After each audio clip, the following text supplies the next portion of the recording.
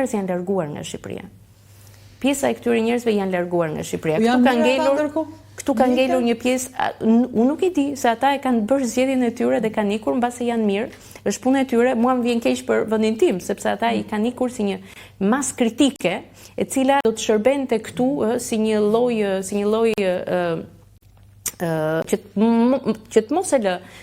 lë shoqërinë që të bjeri, që të jetë vetëm në dorën e njerëzve që heshtin. Dhe që e kanë heshtin si një transaksion për gjërat të tjera që marrin. Pra frika ime është që këtu ka ngelur një pjesë e njerëzve të cilët çfarëdo që të bësh thjesht nuk kuptojnë, sepse është normale, në shoqëri ka dhe njerëz të tillë, një pjesë e njerëzve të cilët